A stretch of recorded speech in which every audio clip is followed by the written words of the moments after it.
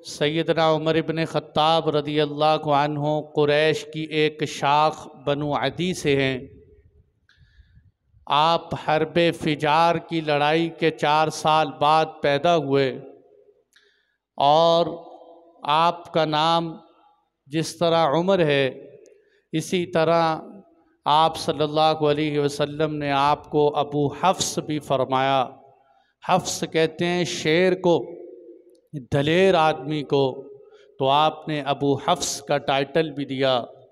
और तीसरा टाइटल आपका फ़ारूक था कि फ़ारिक़ुम बैनल हक़्क़ि वल बातिल। आपने फरमाया उमर फ़ारूक हैं। फ़ारूक का क्या मतलब?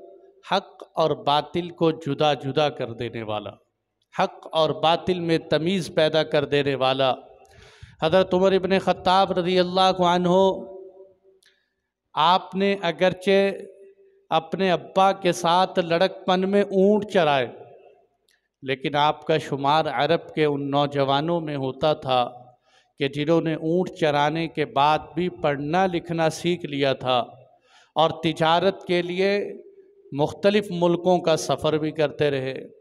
आपकी शख्सियत बड़ी बारोब थी, जिस्म पतला था, कद लंबा था, बहुत बारोब थे और कवी इरादे वाले थे।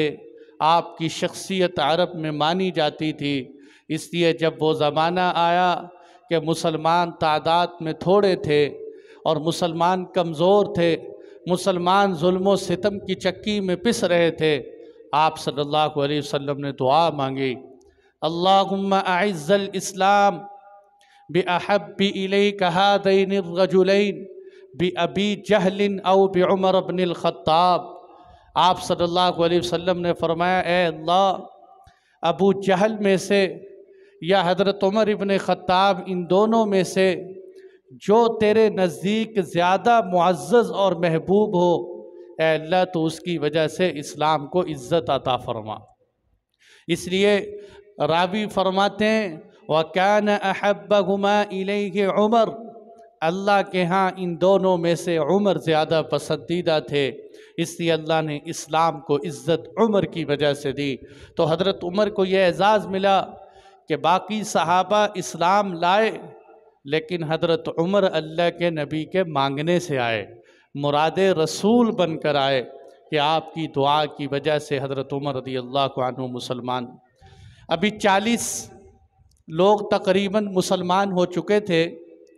41वें नंबर पर हज़रत उमर इब्न ख़त्ताब रज़ियल्लाहु ताला अन्हु इस्लाम लाए। आपका इस्लाम लाना ऐसा कवी साबित हुआ, आपकी गैरत ईमानी ऐसी थी कि अल्लाह के नबी ने ख़ुद तारीफ़ करते हुए फ़रमाया कि उमर से शैतान भी डरते है। आज शैतान हमें बहकाते, लेकिन उमर से शैतान भी डरते है। और एक हदीस में आपने फरमाया, उमर वो हैं कि जिस रास्ते पे उमर चल पड़ें, शैतान उनको देख के रास्ता तब्दील कर लेते हैं। कैसा एज़ाज़ अल्लाह ने हज़रत उमर इब्न ख़त्ताब को एज़ाज़ फरमाया। आपकी बेटी हफ्सा हुज़ूर सल्लल्लाहु अलैहि वसल्लम के निकाह में थी, तो ये कितनी बड़ी सआदत है कि बेटी रसूलुल्लाह के निकाह में हो।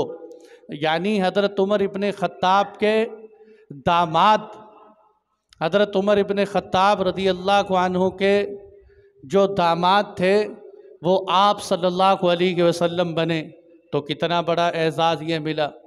और फिर मेरे दोस्तों, अल्लाह ताला ने आपको ये बहुत बड़ी सआदत नसीब फरमाई कि हज़रत उमर इब्न ख़त्ताब रज़ियल्लाहु अन्हु को जो बात कहते, जो राय देते, जो मशवरा देते, अल्लाह को आपकी राय इतनी पसंद आई कि कुरान की बेशुमार आयतें आपकी राय के मुवाफ़िक़ उतार दी। इसलिए अल्लामा सयूती रहमतुल्लाह अलैह ने तकरीबन 20 मिसालें ऐसी बयान की हैं जिनको मुवाफ़क़ात उमर कहते हैं, कि जो हज़रत उमर की राय के मुवाफ़िक़ आई।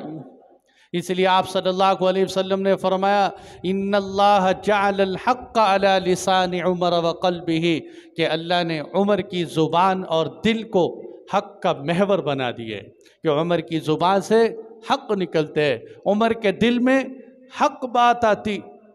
और आपको ये एजाज़ हासिल था। आप मुल्हम मिन अल्लाह थे, अल्लाह की तरफ से इल्हाम किया जाता था। इसलिए आप सल्लल्लाहु अलैहि वसल्लम ने फरमाया, पहली उम्मतों में मुहद्दस हुआ करते। मुहद्दस कहते हैं जिसके दिल पे अल्लाह कोई बात डाले और हक़ बात उसकी ज़ुबान से निकले। फरमाया पहली उम्मतों में मुहद्दस होते थे, मेरी उम्मत में अगर कोई मुहद्दस है तो वह उमर इब्न ख़त्ताब, जिनके दिल में अल्लाह ताला हक़ बात डालते। और फिर आपका इस्लाम लाना कैसा था, आपका इस्लाम लाना कैसा था कि सहाबा किराम तो इस्लाम कबूल कर रहे हैं लेकिन मारे भी खा रहे और छुप छुपा के हिजरत कर रहे हैं। हज़रत उमर इब्न ख़त्ताब रज़ी अल्लाहु अन्हु ने जब इस्लाम कबूल किया तो सब मुशरिकीन मक्का के सामने इस्लाम कबूल की। और जब हिजरत हुई, हिजरत की रात मुसलमान तो छुप छुपा के हिजरत करने लगे। हज़रत उमर इब्न ख़त्ताब रज़ी अल्लाहु अन्हु कहने लगे, और सुनो मक्के वालों, मैं हिजरत करके मदीना मुनव्वरा जा रहा हूँ, अगर किसी में हिम्मत और जुर्रत है तो वो उमर इब्न ख़त्ताब को रोक के दिखाए। अगर तुम में से कोई दलेर है और तुम में से कोई अपनी बीवियों को बेवा कराना चाहता है तो वह आए उमर इब्न ख़त्ताब को रोक कर दिखाए। इसीलिए आप सल्लल्लाहु अलैहि वसल्लम ने यह एजाज़ अता फरमाया कि मैंने उमर में ऐसी सलाहियतें देखी हैं, ऐसी सलाहियतें किसी और में नहीं देखी। और एक जगह तो फरमाया, अगर मेरे बाद लौकान बादी नबीयुन लकान उमर इब्नुल ख़त्ताब, रवाहु तिरमिज़ी, तिरमिज़ी की हदीस है। आप सल्लल्लाहु अलैहि वसल्लम ने फरमाया, अगर मेरे बाद नबी होता, कितना बड़ा एजाज़ है, नबी आना नहीं, अगर होता मेरे बाद कोई नबी तो उमर इब्न ख़त्ताब नबी होते, तो उमर इब्न ख़त्ताब नबी होते। मेरे दोस्तों, गर्ज़ ये कि आज आपको हज़रत उमर इब्न ख़त्ताब की सीरत का लंबा तज़किरा नहीं सुनाना, आप हज़रात सुनते रहते हैं, मैं सुना भी चुका हूँ पिछले साल भी और मुख्तलिफ़ मिंबरों से। लेकिन आज जिस मौजू पे मैंने बात करनी है वो मौजू ये है, ये तो तमहीद थी कि जब आपने मेरी बात को तवज्जो से सुनेंगे, पूरी बात का सिलसिला चलेगा तो बात समझ आए।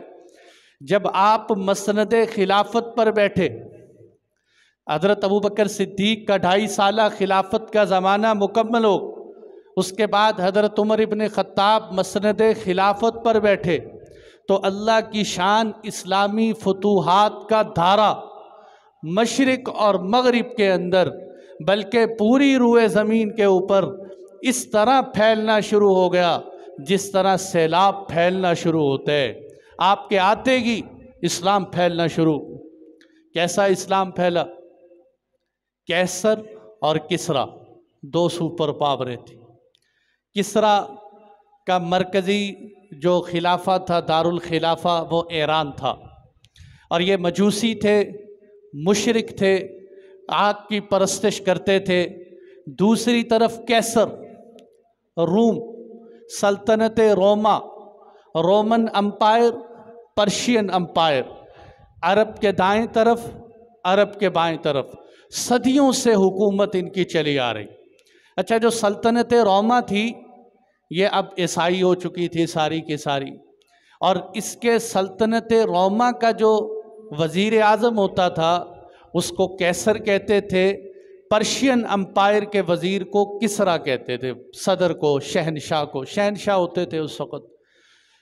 अच्छा, अब ये जो कैसर कितनी बड़ी सल्तनत थी समझाने के लिए कि ज़्यादातर यूरोप का हिस्सा, पूरा तुर्की, ये मेडिटेरियन सी के जितने इलाके साहिल समुंदर के साथ साथ ये सारा इलाका कैसर के पास था। तकरीबन कोई 3 बर्रे आज़म पर हुकूमत थी। इधर किसरा इतनी बड़ी ताकत थी। इन दोनों की आपस में झड़प होती रही, कभी कैसर गालिब, कभी किसरा गालिब, कभी ईरान वाले गालिब, कभी रोमा वाले गालिब। सल्तनत रोमा का उस वक़्त जो मरकज़ी दारुल खिलाफा था, आज का इटली समझ लें, आज का जो इटली है ये उस वक़्त उनका मरकज़। ये दोनों सल्तनतें ऐसी बड़ी सल्तनत थी कि कोई इनके मुकाबले में खड़ा नहीं होता। लेकिन आप सल्लल्लाहु अलैहि वसल्लम की ज़ुबान मुबारक से निकला था कि एक वक़्त आएगा जब कैसर भी फतह हो जाएगा, किसरा भी फतह हो जाएगा। आप सल्लल्लाहु अलैहि वसल्लम जब ये बातें, जैसे सुराका जब अल्लाह के नबी को पकड़ने के लिए आया तो आपने फरमाया, सुराका उस वक़्त को याद करो जब किसरा फतह होगा, तेरे गले में किसरा के कंगन पहनाए जाएंगे, तुझे सोने के हार पहनाए जाएंगे। सुराका मुस्कुराने लगे कि इनकी हालत तो ये है कि मक्के वालों से चोरी भाग कर मदीना मुनव्वरा जा रहे हैं और कह ये रहे हैं कि हम किसरा की सल्तनत फतह करेंगे। लेकिन अल्लाह के महबूब की ज़ुबान से निकली हुई बात थी। अब ये पूरी कैसे हुई? आप सल्लल्लाहु अलैहि वसल्लम ग़ज़वा तबूक के लिए गए। ये भी आपकी दरअसल लड़ाई ये कैसर से थी। आप ईसाई सल्तनत का मुकाबला करने के लिए गए थे कि ईसाइयों की ईसाइयत फैलते फैलते अरब के अंदर भी दाखिल होती जा रही। लेकिन अल्लाह की शान, वहाँ तो आपके साथ जिहाद नहीं हुआ, अल्लाह के नबी वापस तशरीफ़ ले आए। और वो जो फिर आपने ग़ज़वा मोता के लिए सहाबा को भेजा, ये भी दरअसल वही जिहाद था। उसके बाद सैयदना सिद्दीक़ अकबर रज़ियल्लाहु अन्हु इस पट्टी को फ़तह करते चले गए। अजनादैन के मकाम पर जंगे अजनादैन तक हज़रत अबू बकर रज़ियल्लाहु अन्हु फ़तह कर चुके। यहाँ एक तारीख़ी गलती दूर कर दूँ, लोग ये समझते हैं कि हज़रत अबू बकर के ज़माने में जंगे यरमूक शुरू हुई। ये गलत बात। हज़रत अबू बकर सिद्दीक़ के ज़माने में जो जंग थी वो जंगे अजनादैन थी। जंगे यरमूक हज़रत अबू बकर सिद्दीक़ की वफ़ात के 4 दिन बाद या 6 दिन बाद शुरू हुई। गलती ये लगती है कि दोनों के हालात एक जैसे हैं तो बंदे को लगता है कि यरमूक वहाँ शुरू हो। अच्छा, अब अल्लाह की शान देखिए, मैं आपको ज़्यादा गुंजलक में नहीं डालूँगा, मैं इन फतूहात के बुनियादी किस्से सुनाकर आगे चलता चलूँ। जंगे यरमूक हज़रत अबू बकर सिद्दीक़ रज़ियल्लाहु अन्हु की वफ़ात की खबर ऐन सहाबा को मैदान जंग में मिली। सहाबा के दस्ते बने हुए थे, 7,000 इसके साथ, 7,000 उसके साथ, 6,000 उसके साथ, इस तरह मुख्तलिफ सहाबा के दस्ते। हज़रत खालिद इब्नुल वलीद रज़ियल्लाहु अन्हु जब यरमूक के मैदान में आए, आपने सामने रूमी, जिनको बाज़नतीनी भी कहते हैं, ईसाई, उनका जायज़ा लिया कि देखा कि रूमी तो एक बड़े मजबूत किले के अंदर बंद, और उन्होंने तो बहुत बड़ी बड़ी खंदकें खोद रखी। आपने सहाबा से आकर कहा, अब हमें अकेले अकेले दस्ते बनकर नहीं लड़ना चाहिए, हमें पूरी फ़ौज की शक्ल में जाना चाहिए, इकट्ठे। चलो अमीर ऐसा करते हैं, आज एक को बना लो, कल दूसरे को बना लो, परसों तीसरे को बना लो, इस तरह अमीर बनाते रहें। तो पहले दिन मुसलमान जब मैदान जिहाद के अंदर आए, हज़रत खालिद इब्नुल वलीद को उधर से पैगाम आ गया कि हज़रत अबू बकर सिद्दीक़ इंतकाल फरमा गए। मुसलमानों के पहले खलीफा दुनिया से रुखसत हो चुके। हज़रत खालिद बिन वलीद कासिद से कहने लगे, ये पैगाम तूने किसी और को नहीं सुनाना। अगर मुसलमानों ने ये बात सुन ली कि हमारे खलीफा जो है फौत हो गए हैं, तो मुसलमानों के तो कदम उखड़ जाएंगे, गम के मारे लड़ नहीं सकेंगे। मुझे पता चल गए, बस मैं बाद में ऐलान कर दूँ। चुनाचे आप मैदान जिहाद में जब आमने सामने हुए तो लड़ाई होने वाली थी, तबल जंग का बजने वाला था। अचानक एक अजब वाक़या पेश आया कि सामने मुखालिफीन में से, रोमा सल्तनत में से एक सिपा सालार घोड़ा दौड़ाते हुए हज़रत खालिद इब्नुल वलीद के सामने आके खड़ा हो, कहने लगा, खालिद एक सवाल करूं तुझसे? जी करो। सवाल ये है कि क्या वाकई अल्लाह ने मुसलमानों के नबी को कोई तलवार दे रखी जो तलवार तुझे मिली? हज़रत खालिद ने फरमाया नहीं। कहने लगे, फिर तुम्हें अल्लाह की तलवार क्यों कहते हैं? खालिद को कहते थे, अल्लाह के नबी ने टाइटल दिया था सैफ़ुम मिन सयूफ़िल्लाह, खालिद अल्लाह की तलवारों में से एक तलवार। इसलिए उलमा ने कहा कि अगर खालिद इब्नुल वलीद शहीद नहीं हुए, फौत हुए, अगर खालिद शहीद हो जाते तो मुमकिन था काफिर ये कहते कि आज हमने अल्लाह की तलवार तोड़ डाली। इसलिए अल्लाह ने हज़रत खालिद इब्नुल वलीद को हज़ारों मारिकों में शिरकत के बावजूद शहादत नहीं दी, घर बैठे ही फौत हुए। तो हज़रत खालिद बिन वलीद, फिर तुम्हें अल्लाह की तलवार क्यों कहते हैं? हज़रत खालिद कहने लगे, भाई बात यह है, अच्छा उस सिपा सालार का नाम था जार्ज। हज़रत खालिद बिन वलीद उसे कहने लगे, और जार्ज बात यह है कि मैं भी पहले तुम्हारी तरह अल्लाह के नबी का मुखालिफ था, हमने बड़ी दुश्मनियाँ मूल ली हैं अल्लाह के नबी से, लेकिन बात यह है कि फिर चलते चलते अल्लाह ने हमें हिदायत दी, मैं इस्लाम में दाखिल हो गया, मैं अल्लाह के नबी का पैरोकार बन गया। फिर अल्लाह के नबी ने मुझे ये एज़ाज़ दिया, मेरे हक़ में नुसरत खुदाबंदी की दुआ की और ये कहा कि खालिद अल्लाह की वो तलवार है जो दुश्मनों के ख़िलाफ़ चले। और हमारे वो कहने लगा तुम्हारे नबी क्या कहते? फरमाया हमारे नबी ये पैगाम दे के गए कि तुम जिहाद करो, अगर लोग जो है सबसे पहले दावत दो, मान जाएं तो ठीक है, न माने तो जिजिया लो, जिजिया न दें तो फिर इनसे जिहाद करो, इनको कत्ल व क़िताल कर दो। ये बात सुनकर वो कहने लगा जॉर्ज, अच्छा तुम्हारे नबी क्या क्या कहते थे कि अगर मैं मुसलमान हो जाऊं अभी इसी जंग में तो मेरा क्या बने? हज़रत खालिद कहने लगे भाई अगर तुम मुसलमान हो जाओ तो तुम हमारे जैसे हो जाओ और हमारे तुम्हारे दरमियान कोई फ़र्क नहीं होगा, बल्कि तुम हमसे बेहतर हो जाओगे। उसने कहा वो कैसे? हज़रत खालिद कहने लगे इसलिए कि मैंने तो अल्लाह के नबी को देखा, कुरान उतरते देखा, फ़रिश्तों की नुसरत देखी, तुमने तो अल्लाह के नबी को भी नहीं देखा, तुमने तो सिद्दीक़ अकबर को भी नहीं देखा। अगर तुम ईमान ले आओ तो अल्लाह तुम्हें हमसे भी बढ़ा दें। वो जारज उसी वक़्त मुसलमान हो। मैदान में अल्लाह की शान देखिए मेरे दोस्तों, उसी मैदान में मुसलमान हुआ, लड़ाई शुरू हो गई, मुसलमान लड़ते लड़ते मुकाबला चलता रहा, बहुत तेज़ मुकाबला हुआ। शाम के वक़्त अल्लाह ने इस मैदान यरमूक के अंदर मुसलमानों को फ़तह अता फरमाई। मुसलमानों की तादाद कितनी? मुसलमानों की तादाद 35 या 36 हज़ार थी, जबकि मुकाबले में 2,40,000 रूमी थे।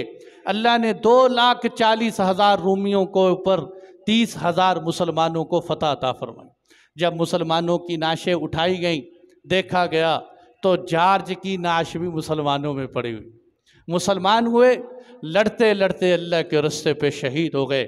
इसलिए भाइयों कहा जाता है अल्लाह से खातिमा खैर पर मांगो, खैर पे मांगो।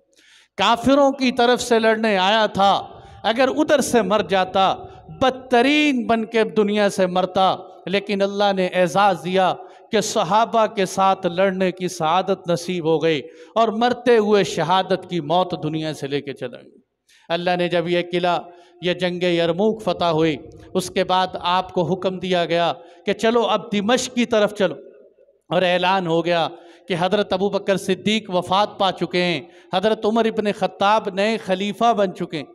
हज़रत उमर इब्न ख़त्ताब की तरफ से पैगाम आया कि मुसलमानों तुम अबू उबैदा बिन जर्राह को अपना अमीर बना लो।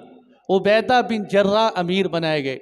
अच्छा, यहाँ भी एक गलत फहमी होती है, लोग कहते हैं हज़रत खालिद को हज़रत उमर ने माज़ूल कर दिया। हज़रत उमर ने हज़रत खालिद को माज़ूल करके हज़रत उबैदा को अमीर बनाया था। गलत बात, हज़रत खालिद को किसी ने अमीर बनाया ही नहीं था, वो तो अपने मशवरे से अमीर बने। और फिर पीछे से जब ये बात आई कि आज के बाद सारे दस्तों के सिपा सालार जो हैं वो हज़रत उबैदा बिन जर्राह होंगे, तो हज़रत उबैदा बिन जर्राह की क़यादत में मुसलमान दिमश्क की तरफ बढ़े कि चलो दिमश्क फ़तह करते हैं। जैसे ही दिमश्क में दाखिल हुए तो वहाँ काफिर दिमश्क के एक बड़े मजबूत किले में बंद, वो किला फ़तह ही नहीं होता, बड़ी फसील उसकी बड़ी गहरी थी, बड़ी मजबूत किस्म की फसील थी। हज़रत उबैदा बिन जर्राह ने 3 हिस्सों में मुसलमानों को तकसीम किया। अमर बिन आस एक तरफ, उबैदा बिन जर्राह एक तरफ, खालिद बिन वलीद एक तरफ। रात को ईसाई शराब पीने में खुशियों में मस्त थे। हज़रत खालिद बिन वलीद ने एड़ लगाई और बुलंद बाला किले की फसील पर चढ़ गए और किले के अंदर चढ़ के किले का दरवाज़ा खोल दिया। यूँ सहाबा किले के अंदर दाखिल हुए और दिमश्क भी अल्लाह ने फ़तह कर दी। जब दिमश्क फ़तह हुआ, दिमश्क की फ़तह के बाद सहाबा हिम्स की तरफ गए कि अब हिम्स को फ़तह करने। जब हिम्स में गए, अच्छा अब हिम्स में बदला लेने के लिए जब सहाबा पहुँचे तो रास्ते में ईसाइयों ने मशवरा किया कि हमें दिमश्क में भी शिकस्त हो चुकी है, यरमूक में भी शिकस्त हो गई है, हम उर्दन के एक मैदान है फ़हल, इस मैदान में बदला लेते हैं सहाबा से। वो उस मैदान में इकट्ठे हुए, लेकिन सहाबा की जमात का रोब इतना था, सहाबा की 2 फतूहात का उन पे असरात इतने थे कि उनके अंदर लड़ाई की हिम्मत नहीं हुई। उन्होंने मुसलमानों की तरफ पैगाम भेजा, कहने लगे जाओ मुसलमानों के अमीर से ये बात कहो कि हम मुज़ाकरात के लिए तैयार, हमारे साथ मुज़ाकरात करो। ये मुज़ाकरात आज मुसलमान गैरों से कहते हैं, हम आपके साथ हर किस्म के मुज़ाकरात को तैयार हैं। एक दौर था कि सहाबा किसी से मुज़ाकरात नहीं करते थे, सहाबा के साथ आके मुज़ाकरात करने पड़ते थे। हमें मुज़ाकरात के लिए तैयार हैं, क्या करो तुम, किससे सुनना। यकीन मानिए बड़ी गैरत ईमानी ताज़ा होती है, अपनी पस्ती पे रोना आता है, अपने जवाल पे रोना आता है कि आज मुसलमान किस पस्ती में जा चुके हैं। एक ज़मानत कि क्या हुआ, हम मुज़ाकरात के लिए तैयार, कोई बंदा भेजो। आपने फरमाया जाओ मुआज़ इब्ने जबल जाके मुज़ाकरात करके आओ। मुआज़, क्या बात है, हज़रत मुआज़ इब्ने जबल। हज़रत मुआज़ इब्ने जबल जब गए, उन्होंने बड़े बेहतरीन कालीन बिछाए कि शायद उन्होंने बेचारों ने समझा होगा कि कुछ 24वीं सदी के मुसलमान हैं जो कालीनों से मुतासर होते हैं, वो तो सहाबा थे। कालीन बिछाए बड़े खूबसूरत। हज़रत मुआज़ गए, कालीन पे नहीं बैठे, कालीन से हटकर ज़मीन पर बैठ गए। उन्होंने कहा ये क्या बात हुई, हमने आपको इज्जत दी कालीन पर बिठाने के लिए, आप कालीन पे नहीं बैठे।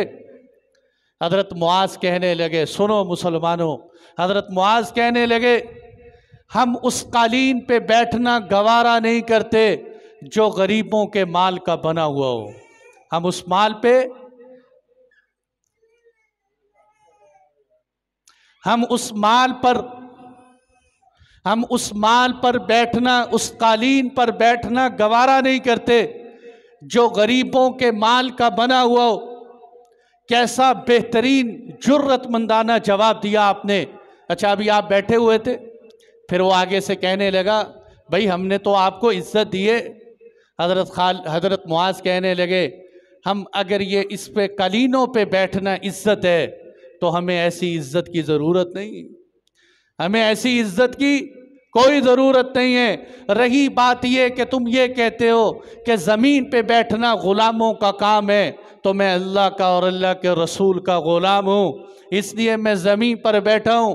वो कहने लगा नहीं नहीं, हम ये जानना चाहते हैं कि तुम इतनी बड़ी कैसर से, इतनी बड़ी रोमन अम्पायर से टकराने आ गए, तुम्हें क्या चीज़ हमारे पास ले आई?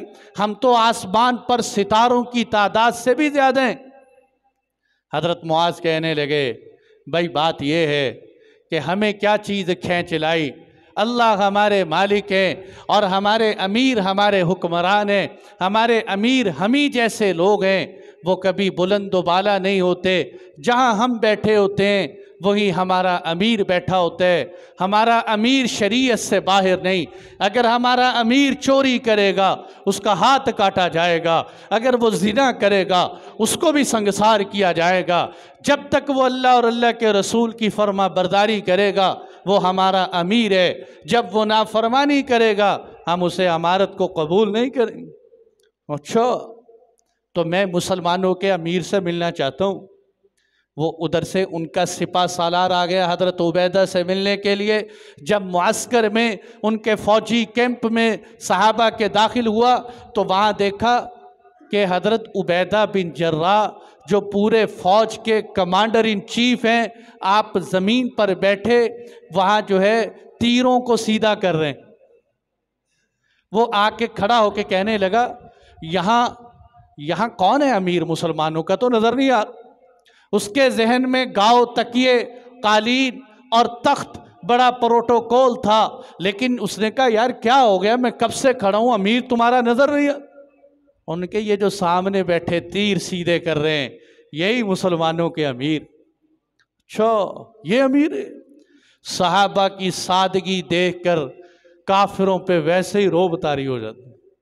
वो शर्म के मारे कहने लगा मैं तो मंसूबा लेकर आया था कि चलो कोई बैठ के डील तय कर लेते हैं, अगर तुम मुसलमान वापस चले जाओ मैं हर आदमी को 2-2 हज़ार दीनार दे के वापस कर दूं। हज़रत उबैदा रज़ी अल्लाह अन्हु ने फरमाया, हम माल दौलत के हरीस नहीं हैं, हम आखिरत के तालिब हैं, हम आखिरत की खातिर आए हैं। अगर तुम इस्लाम कबूल कर लो अच्छी बात है, इस्लाम कबूल न करो जिजिया दे दो, जिजिया न दो तो पैसों की बातें न करो, लड़ाई के लिए तैयार हो जाओ। वो समझ गया कि इनको कौन शिकस्त दे सकते हैं, जिनके सामने माल की कोई हैसियत ही नहीं। अल्लाह की शान, अल्लाह ने आपको दिमश्क के मैदान में फ़तह दी, हिम्स का मैदान भी फ़तह हो गया। जब हिम्स का मैदान भी फ़तह हुआ, अब शाम के 3 ही शहर बाकी रह गए, अंताकिया और उधर जो है बैतुल मक़दस, कि ये दोनों भी कहीं फ़तह ना हो जाए। हिरकल को पता चला, अब हिरकल की सारी फ़ौज हिरकल के पास इकट्ठी हो गई और हिरकल से कहने लगी कि अब लड़ाई के लिए तैयार हो जाओ। हिरकल से मुराद जो रोमन अम्पायर का सदर, सबसे बड़ा, जिसको कैसर कहते थे, ये हिरकल, इसको कहने लगे क्या करें। हिरकल ने कहा मेरी बात मानो, तुम इन अरबों से लड़ नहीं सकते, चुप करके पीछे बैठ जाओ, अगर लड़ोगे जो कुछ हमारे पास है ये भी चला जाए। उन्होंने कहा लेकिन ये तो बुज़दिली की बात है, हम क्या करें।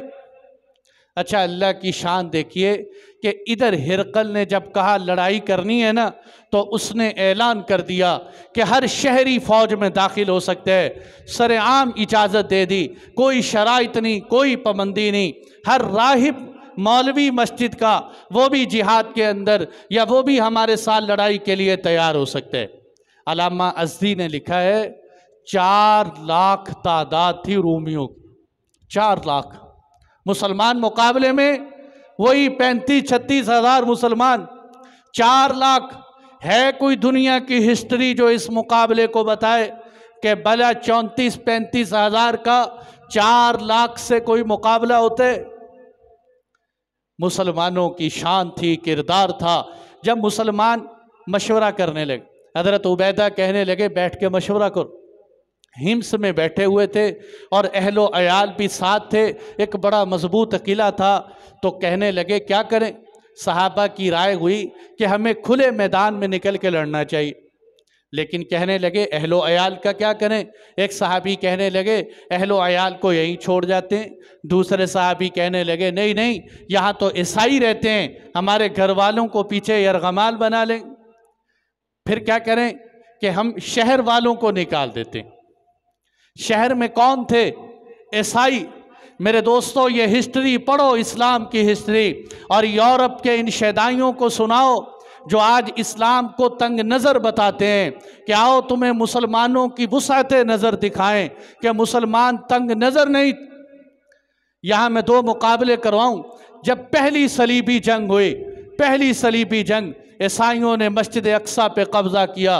70,000 मुसलमान मस्जिद अक्सा में ज़बह कर दिए ईसाइयों ने, और इतने ज़बह किए कि घोड़ों के बराबर मुसलमानों का खून आ चुका था। उसने पोप को ख़त लिखा कि हमने मुसलमानों का इतना खून बहा दिया है कि घोड़ों की जीनों के बराबर खून आ चुका है। इधर भी सहाबा ने हिम्स फतह किया, कोई कत्ल न किया जाए, किसी को नुकसान न पहुंचाया जाए, किसी का इबादत खाना न तोड़ा जाए। यह हज़रत उमर रज़ी अल्लाह अन्हु ने ख़त लिखा उनको कि ईसाइयों की इबादत का ख़राब न की जाए। अच्छा, फिर क्या हुआ जो मैं सुनाने लगा हूँ, बड़ी प्यारी बात है कि जब उस शहर को छोड़ने लगे कि नहीं हम निकल जाते हैं, ईसाई यही रहे, तो आपस में कहने लगे कि हम तो इनसे जिजिया इसलिए लेते हैं कि हम इनकी हिफाजत करते हैं, और अब जब हम निकल जाएंगे तो इन ईसाइयों की हिफाजत कौन करेगा। अल्लाहु अकबर। किनकी हिफाजत? ईसाइयों की हिफाजत कौन करेगा? ये हमें जिजिया दे चुके हैं।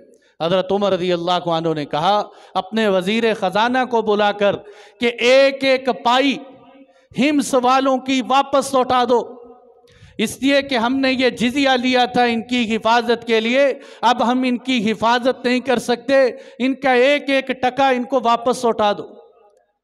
जब गैर मुस्लिमों ने, जब ईसाइयों ने मुसलमानों का ये किरदार देखा तो तारीख़ ने ये मोड़ देखा कि यहूदी हाथ उठाकर दुआ करते थे, या अल्लाह मुसलमानों को फ़तह अता फरमा। ईसाई कहते थे, या अल्लाह मुसलमानों को फ़तह अता फरमा, हमें कैसर की हुकूमत नहीं चाहिए, हमें सहाबा की हुकूमत चाहिए, जो इतने ईमानदार हों, जिनके सामने माल और दौलत की कोई हैसियत ना हो, पैसे लौटाए। और जब ये गए हजरात आगे, अब यरमूक का दूसरा की मारिका कि जो उधर से 4 लाख रूमी, इधर से 35-36 हज़ार मुसलमान।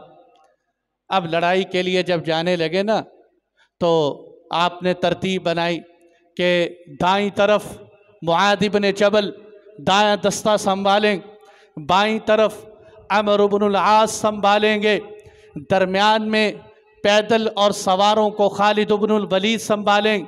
सहाबा के लश्कर तैयार होकर जब मैदान में खड़े हुए, एक सहाबी कहने लगे हज़रत अमीरुल मोमिनीन के पास आकर, उबैदा के पास, अमीरुल मोमिनीन, बड़ा इश्क अफरोज़ वाक़या है, अमीरुल मोमिनीन, मैं शहादत की नीयत कर चुका हूँ, मेरी शहादत का वक़्त आ चुका है, अगर अल्लाह के नबी को कोई पैगाम देना है तो मुझे बता दो, मेरी शहादत का वक़्त आ चुका है, अगर अल्लाह के नबी को कोई पैगाम देने मुझे बता दो। अमीरुल मोमिनीन कहने लगे, अल्लाह के नबी को जाके मेरा सलाम पेश करना और यूँ कहना कि अल्लाह के नबी, जो आपने मुसलमानों से वादे किए थे, अल्लाह ने सच्चे कर दिखाए, अल्लाह ने पूरे कर दिखाए। तारीख़ गवाह है कि सहाबा में सबसे पहले यही सहाबी कूद पड़े रूमियों के मैदान में, शहीद हो गए और जाके अल्लाह के नबी को सलाम भी पेश किया हो, बताया होगा कि मुसलमानों के ऊपर आपके किए हुए वादे पूरे हो। जब आपस में लड़ाई होने वाली थी, अब रूमी ये समझ रहे थे मुसलमान बहुत कमज़ोर हैं, हमसे डर चुके होंगे। हज़रत खालिद इब्नुल वलीद ने चंद घुड़सवारों को लेकर घोड़े को एड़ लगाई। लड़ाई शुरू होने से पहले रूमियों की जो है 4 लाख फौज के सामने जाकर खड़े हो, उनसे कहने लगे आओ मैदान के अंदर। और रूमी हैरान हो गए कि हमने 30-35 हज़ार को क्या शिकस्त देनी है, ये अकेला खालिद ही हमारे सामने खड़े। हज़रत खालिद जब सामने खड़े हुए तो उधर से एक आदमी निकला, बड़ा पहलवान, बड़ा ध्योकद, रूमा का बहुत बड़ा पहलवान। जब यह मैदान में आया, हज़रत खालिद ने कैस बिन हुबैरा को इशारा किया, हज़रत कैस बिन हुबैस ने तलवार लहराई। अभी उसने तलवार सीधी की थी कि आपने तलवार का ऐसा वार किया, उसकी खोद कटी, उसकी गर्दन के अंदर उतर गया और वो 4 लाख रूमियों की फ़ौज के सामने उनके एक बड़े सिपा सालार को सैकड़ों में तमाम कर दी। जब वो ख़त्म हुआ तो हल्की से लड़ाई शुरू हुई। लड़ाई के बाद उनका एक आदमी निकला, बाहान, बड़ा सिपा सालार बाहान। वो आके कहने लगा, खालिद मेरी बात सुनो। उसने कैसर की बड़ी तारीफ़ की, हम ऐसे, हमारा मुल्क ऐसे। फिर कहने लगा, खालिद हम इतनी शान और शौकत वाले, हम तुम्हारे बड़े अच्छे पड़ोसी रहे। जब तुम शाम में तिजारत करने आते थे, हम तुम लोगों की मदद करते थे। हमें तो ये तवक्को थी कि तुम अरब हमारे साथ अच्छा सलूक करोगे। अगर ये बात मेरी तवज्जो से सुनो, तुम्हें आज की सियासत भी समझ आएगी। हमने तुम्हारे ऊपर बड़े एहसानात किए, आज भी गैर मुसलमानों पे बड़े एहसानात करते हैं।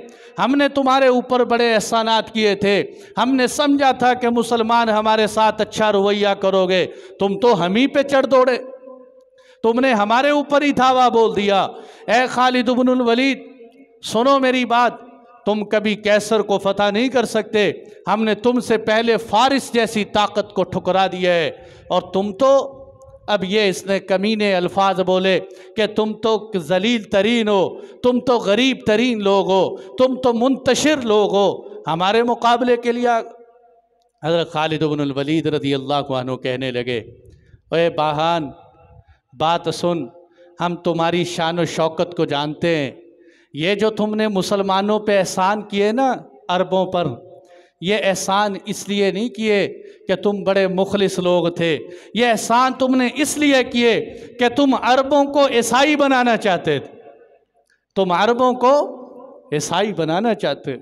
आज के एहसानात भी मुसलमानों याद रखो इसीलिए हैं कि ताकि मुसलमान होकर ईसाइयों के कलमे पढ़े, मुसलमान होकर यूरोप की तारीफ़ करे, मुसलमान होकर मगरिब के कल्चर को पसंद करे। जाओ मर जाओ मगरिब के अंदर, अगर तुम्हें मगरिब की तहज़ीब इतनी अच्छी लगती है, हमें इस्लाम की तहज़ीब से मोहब्बत है, तो तुमने एहसानात इसलिए किए कि ईसाई बना दो। इसलिए आज हमारे बहुत से अरब तुम्हारी सफ़ों में खड़े हुए। और फिर रही बात यह कि तुमने कहा हम जलील थे, हम जाहिल थे, तूने कम बात की है, हम इससे भी ज़्यादा थे। हम तो सहराई लोग थे, हम तो खाना बदोश लोग थे। और फरमाया हम कौन थे? हम में तो ताकतवर गरीबों पे जुल्म करता था, हम बुतों की पूजा करते थे, हम पत्थरों को सजदे करते थे। अल्लाह की शान एक हस्ती आई, रसूलुल्लाह तशरीफ़ लाए, आपकी बरकत से अल्लाह ने हमें हिदायत दी और अल्लाह के फजल से आज हम जिहाद करने के लिए आए हैं। इसलिए इस गलती में न रहना बाहान। अब मेरे से ज़्यादा लंबी गुफ्तगू न करो, आओ मैदान में, फैसला मैदान करें। आप ये बात करके आ गए, लड़ाई ठंडी हो गई। अगले दिन फजर की नमाज में उबैदत इब्नुल जर्राह ने फजर की नमाज पढ़ाई, सूरह फजर की आयत पढ़ी, फसब्बा अलैहिम रब्बुका सौत अज़ाब, इन पर तेरे रब के अज़ाब का कोड़ा बरस के रहे। सहाबा समझे कि इंशाअल्लाह ये आयत ये बतलाती है कि आज रूमियों पे अल्लाह का अज़ाब बरस के रहे। जब सहाबा मैदान में आए, आमने सामने मैदान सज गया, लड़ाई शुरू हो गई। लड़ाई लड़ते लड़ते चूँकि उधर से बड़ा ज़बरदस्त हल्ला था, मुसलमानों को एक दफ़ा पीछे धकेल दिया। पीछे ख़वातीन खड़ी अशार पढ़ रही थीं और उधर से हज़रत शुरहबील इब्न हसना कहने लगे, इन्नल्लाह अश्तरा मिनल मुमिनीन अनफुसहुम व अमवालहुम बिअन्न लहुमुल जन्ना। अल्लाह ने ए ईमान वालो तुम्हारी जानों के बदले में जन्नत का सौदा कर दिया है। आप कहने लगे, और मुसलमानों कहाँ गए, तुम तो जन्नत के सौदे कर चुके हो। हज़रत अबू हुरैरा कहने लगे, मुसलमानों आगे बढ़ो, हूरे ऐना खड़ी तुम्हारा इंतज़ार कर रही है, तुम्हारी अल्लाह से मुलाकात होने वाली है। ये जुमले सुनकर सहाबा में ईमान की लहर दौड़ गई। सहाबा फिर ज़ख्मों के साथ बफरते हुए शेर की तरह उन पे हमला आवर हुए। रूमी पीछे धके। अच्छा, जब रूमी पीछे हुए, अब शाम का वक़्त हो चुका था, समझ नहीं आ रही थी कि फ़तह किनकी हो। हज़रत खालिद इब्नुल वलीद ने सहाबा का एक दस्ता लिया, कहने लगे अब हिम्मत करने का वक़्त है, थक हम भी चुके हैं, थक वो भी चुके हैं, लेकिन अगर तुम अभी हमला करोगे इंशाअल्लाह रूमी उठ नहीं सके। हज़रत खालिद बिन वलीद ने आखिरी वक़्त में जो उन पे हमला किया, तो तारीख गवाह है मेरे दोस्तों कि 30-35 हज़ार की इस फ़ौज ने 4 लाख के मजमे को यरमूक के मैदान में नाको चने चबवा दी, शिकस्त दे दी, उनको छठी का दूध याद दिला।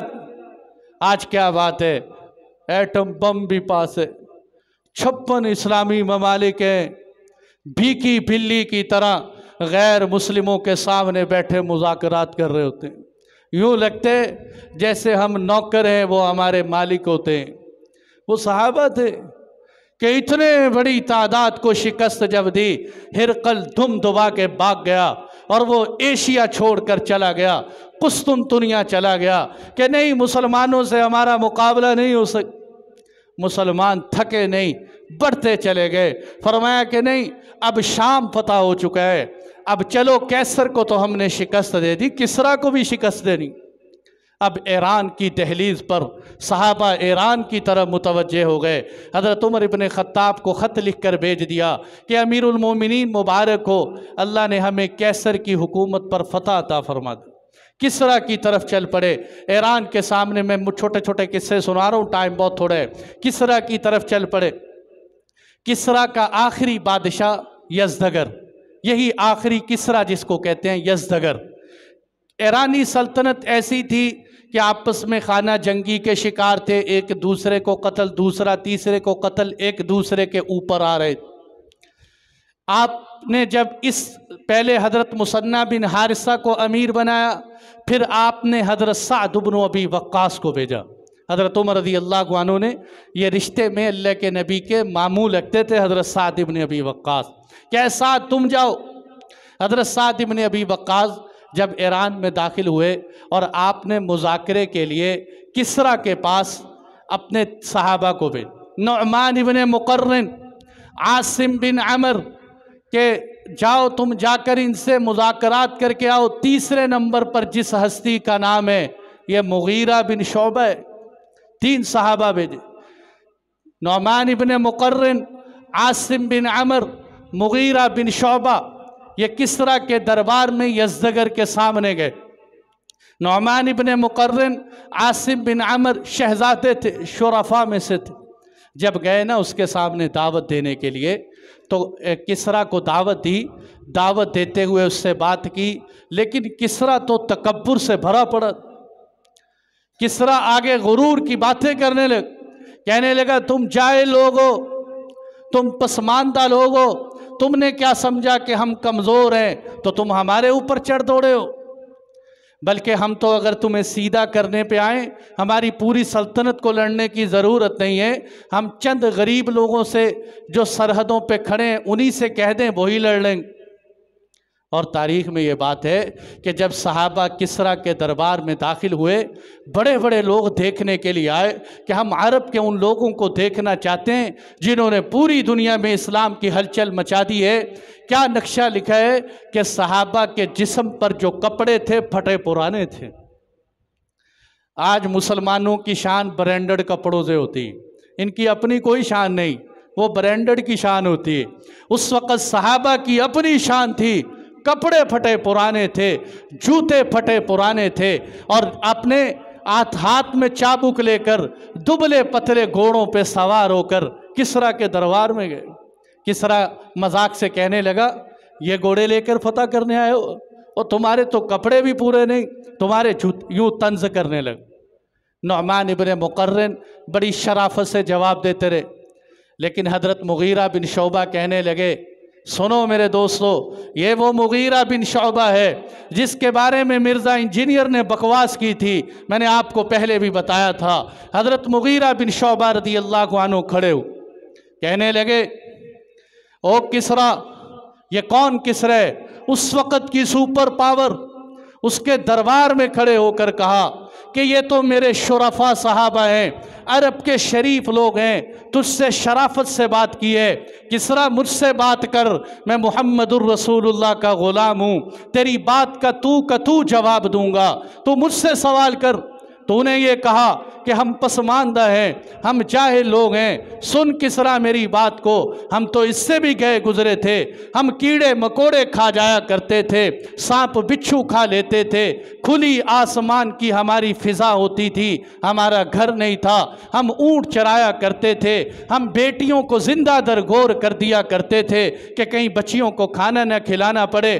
फिर अल्लाह की शान ये हुई कि हम में एक हस्ती तशरीफ़ लाई जो हसब में भी आला, नसब में भी आला, सदाकत में भी आला, ज़ातो सिफ़ात के एतबार से भी आला, वो हस्ती तशरीफ़ लाई। उसने आके हमें समझाया, हम झुठलाते रहे, वो मनाते रहे, वो समझाते रहे। फिर क्या हुआ, अल्लाह ने अपने नबी को फतह दी, मुसलमानों की तादाद बढ़ती चली गई, मैं भी इस्लाम लाया। इसलिए किसरा इस्लाम ले आ, इस्लाम लाने में तेरी खैर है। अगर तू इस्लाम नहीं लाएगा, जिजिया देने के लिए तैयार हो जा, जिजिया नहीं देगा तो हम तुम्हारे साथ जिहाद करेंगे। कितनी बड़ी तकरीर की, कर सकते हैं कोई। यहाँ अक़वाम मुत्तहिदा में 2 लफ्ज़ बोल के ही बड़े फ़ख्र मन करते हैं, पूरी दुनिया की ताकत किसरा। उस किसरा गुस्से से कहने लगा वह तूने मेरे साथ बात की, मेरे साथ तूने मेरे साथ इतनी दलेरी से बात की, अगर तू कासिद ना होता मैं तुझे कत्ल कर देता। और फिर गुस्से से कहने लगा मट्टी का टोकरा उठाओ, इनके सबसे शरीफ आदमी के सर पे रख दो।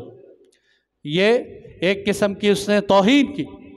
हज़रत आसिम बिन अमर आगे बढ़ के कहने लगे मुगीरा के सर पे न रखना, मैं इनमें सबसे बड़ा हूँ, मट्टी मेरे सर पे रख दो। ये थे सहाबा, अपने साथियों का लिहाज, मट्टी मेरे सर पे रख दो। मट्टी अपने सर पे रखी, घोड़ा दौड़ाया, स्पीड से चलते रहे। रुस्तम जो ईरान का सबसे बड़ा पहलवान था, रुस्तम को पता चला। उसने कहा किसरा तूने बड़ी बेवकूफ़ी की, तूने ईरान की चाबियां सहाबा के हाथों में दे दी। अब तू गया, अगर रोक सके तो रोक ले, इस मट्टी को रोक ले, वरना तू गया। ये दौड़े उस मट्टी को रोकने के लिए, लेकिन ये हज़रत साद इब्न अबी वक्कास के पास उस मट्टी का टोकरा लेकर पहुँचे। हज़रत साद कहने लगे, ए अल्लाह तेरा शुक्र है, तूने फ़तह से पहले ही हमें किसरा की मट्टी पहुँचा दी, फ़तह से पहले ही आ गई। अब जब सहाबा दाखिल हुए वहाँ लड़ाई के लिए, उधर उसने क्या कहा, किसरा ने यह भी सहाबा को पैगाम दिया था कि जाकर अपने अमीर को बता देना, हम तुम्हें कादसिया के मैदान में खंदक के अंदर दबा देंगे। तो बहुत बड़ा कादसिया का मारिका पेश आया। कादसी, अच्छा, इस कादसिया में क्या हुआ, एक औरत है हज़रत खंसा, इस औरत का जज्बा चेक करें। खंसा इस्लाम की मशहूर शायर है, कहते ऐसे अशार अरबों में कम ही किसी ने कहे जैसे हज़रत खंसा ने कहे। इनके दो भाई थे, एक भाई जो है वो ज़माने जाहिलियत के अंदर किसी जंग में कत्ल हो गया, दूसरा ज़ख्मी हो गया। उस ज़ख्मी की 1 साल तक तीमारदारी करती रहीं, वो भी मर गई। जब वो मरा उससे पहले तो 1-2 शेर पढ़ती थी, जब वो फौत हो गया तो बड़े बड़े मरसिए पढ़ा करती। अब ये कौन है खंसा, जो ज़माने जाहिलियत में अपने भाई के गम की वजह से ऐसे मरसिए पढ़ती थी कि अरब रुला देती। अब जब कादसिया का मैदान आया, रात को अपने 4 कड़ियल जवानों को, 4 बेटों को सामने बिठाया, कहने लगे मेरे बेटों बात सुनो कि अल्लाह की कसम तुमने अपनी खुशी से इस्लाम कबूल किया, खुशी से हिजरत की है। मैंने कभी तुम्हारे अब्बा के नसब पे दाग नहीं लगाया, मैंने कभी तुम्हारे मामू को रुसवा नहीं किया। जिस तरह तुम एक माँ की औलाद हो, तुम एक बाप की औलाद हो। मेरे बेटो, कल जब मैदान जिहाद में जाओ तो वापस पलट करना ना, आगे भिड़ जाना, शहीद हो जाना। अगर तुम शहीद हो जाओ, मैं और तुम जन्नत में इकट्ठे मिलेंगे। कोई देते बेटों को तरगीब, कोई अपने बच्चों को बिठा के कहते। ये है सहाबा की शान। 4 बच्चों को माँ बिठा के समझाए। सुबह को बच्चे जब मैदान जिहाद में आए, अपनी माँ को याद कर करके अशार पढ़ते हुए मैदान में कूद जाते। एक आगे बढ़ा, शहीद हुआ, दूसरा आगे बढ़ा, शहीद हो गया, तीसरा आगे बढ़ा, शहीद हो गया, चौथा भी शहीद हो गया। जब चारों शहादा की नाशें माँ के सामने रखी गई, हमने एक जगह जनाजा पढ़ा, एक घर से 3 आदमियों की नाशें निकली, पूरे शहर में क़यामत टूट गई थी कि एक घर से 3 जनाजे। जिस माँ के 4 बेटों के जनाजे उठे हों, माँ रोई नहीं, फ़ख्र से कहने लगी अल्हम्दुलिल्लाह मैं 4 शहादा की माँ हूँ, अल्लाह ने मुझे 4 शहीदों की माँ बनाए। इस कादसिया के मैदान में उन्होंने क्या किया, सामने से रुस्तम चाहता था बेचारा कि लड़ाई ना हो। रुस्तम बार बार आता था मुज़ाकरे करने के लिए ना, कि लड़ाई ना हो। रुस्तम कहता था भाई दावत के लिए भेजो, शायद मैं मुसलमान हो जाऊँ। बड़े साहबा के मुज़ाकरात हुए, एक सुनाता हूँ।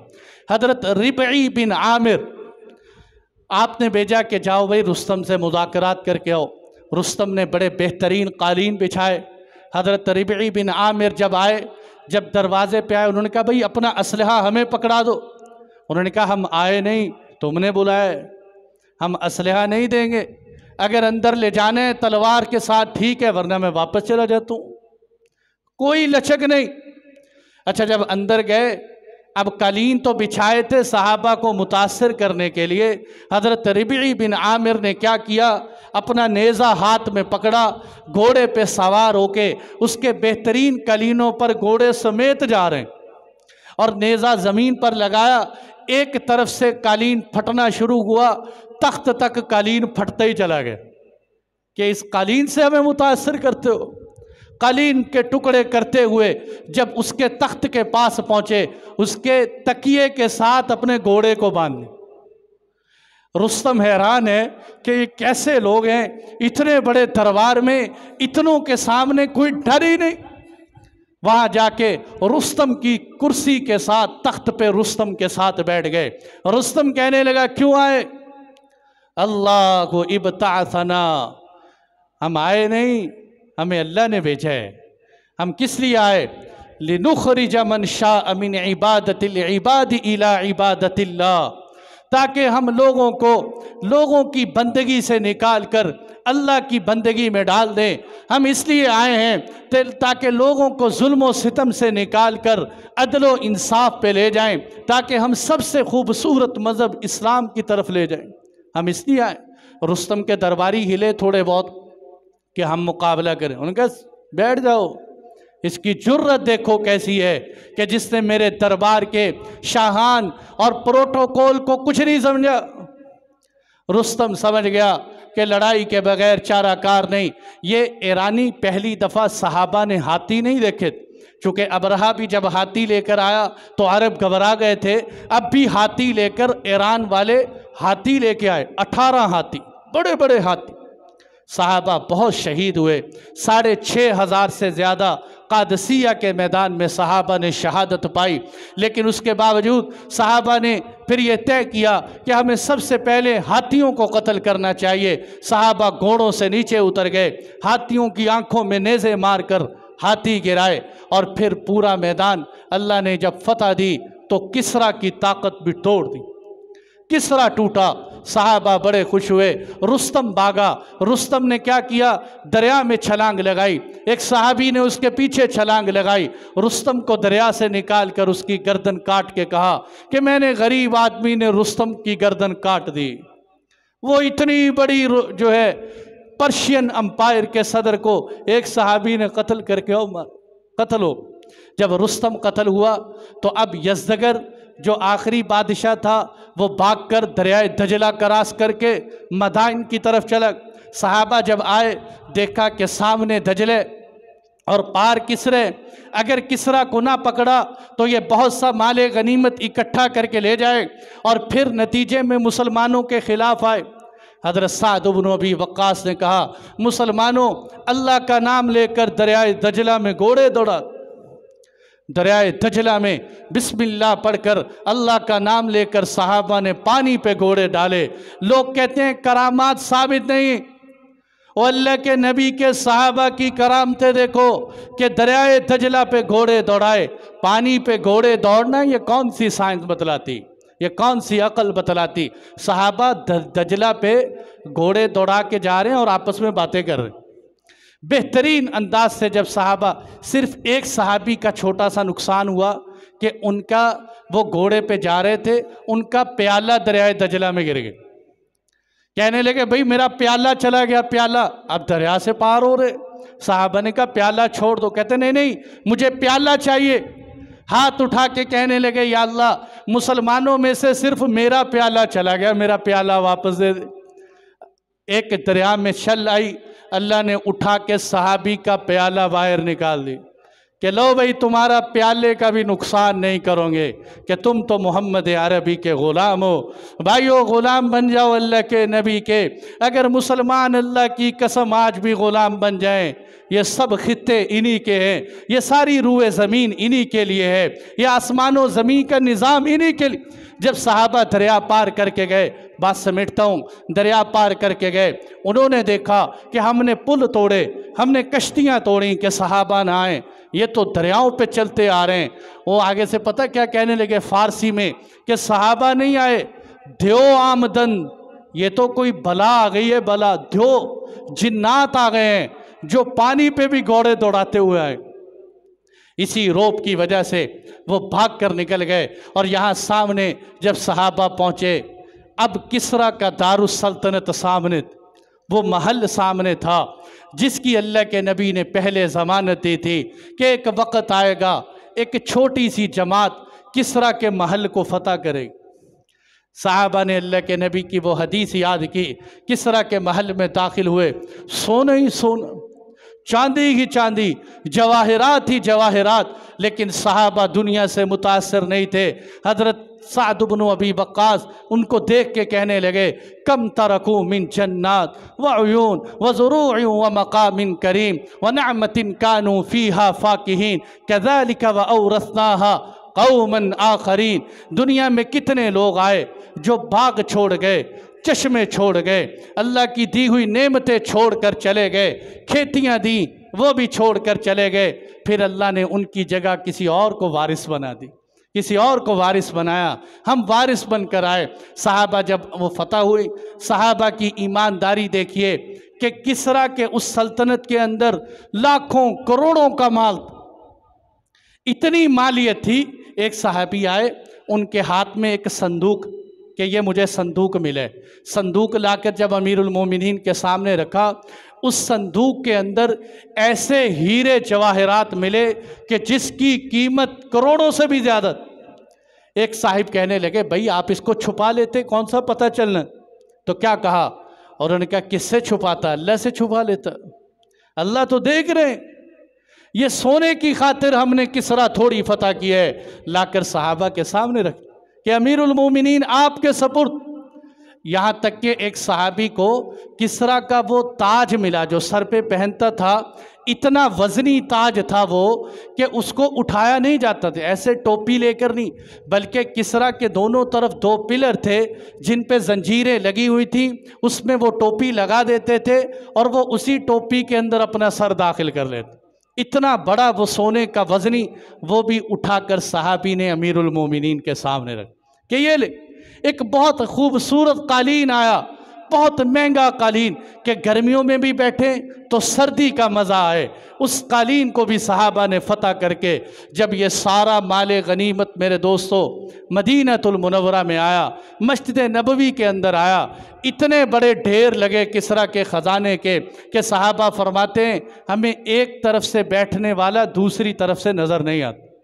और अल्लाह के नबी ने हज़रत उमर इब्न ख़त्ताब को वहाँ ये हदीस याद आई कि मेरे नबी ने कहा था सुराका से, सुराका वो वक़्त याद करो कि जब किसरा फतह होगा अल्लाह तुझे सोने के कंगन पहनाएंगे।